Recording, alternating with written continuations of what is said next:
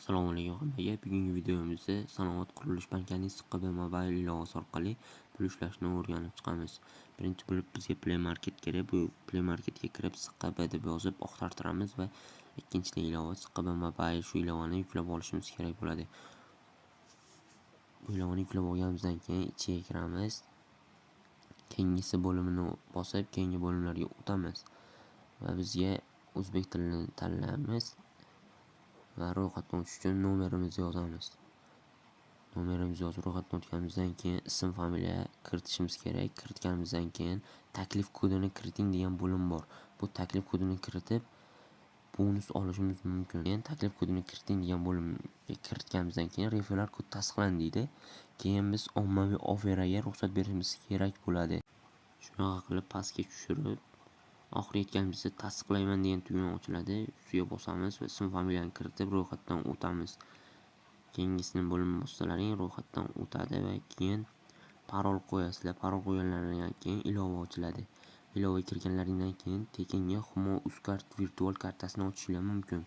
Buning uchun biz karta qo'shish bo'limiga bu yerga emas ekan hozir chiqamiz. Yana degan bo'limi bor. Shunga kirganimizdan keyin mening kartalarim degan bo'lim bor. Shu joyga kiramiz va plus bo'limini bosib virtual karta bo'limini ochish degan bo'limni bosamiz. Uzcard virtual degan tugmani bosib virtual karta ochish degan bo'limni bosamiz va bizga virtual karta ochiladi nomimizga. Bu hech qanaqa zarari yo'q. Keyin qanaqa qilib pul ishlaymiz degan savolga javob mana do'st taklif qilish bo'limi bor. Shu bo'limga kiramiz va Y bilan boshlanib G bilan tugaydigan kod beradi, referalni kod. Shu kodni do'stimizga jo'natamiz.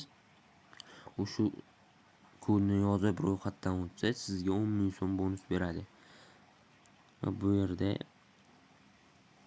mana shunaqa karta beradi. 0 so'm turibdi hozir. Agar referalni silka odam o'tsa 10 ming so'm tushadi va karta tanlab o'tkazma summasini yozib kartamizga bemalol yechib bo'ladi. Ulashish bo'limini bosib silka orqali ham do'stimizni taklif qilsak bo'ladi. Shu yo'li osonroq. Lekin taklif kodini yozsa ham buni taklif qilgan akkauntimdan pul yechib ko'rsataman. Hamyon bo'limiga 10 ming so'm pul tushgan. Bu bo'limdan chiqamiz. Do'stni taklif qilish bo'limiga kirib, mablag' olish bo'limini bosamiz. O'sha 40 ming yig'ilib qolibdi. 10 ming so'm 30 ming deb olganman va magnitchani ustiga bossak 10 ming so'm yoziladi. Ochgan Uzcard virtual kartamizga pul tashlab beriladi 10 ming so'm.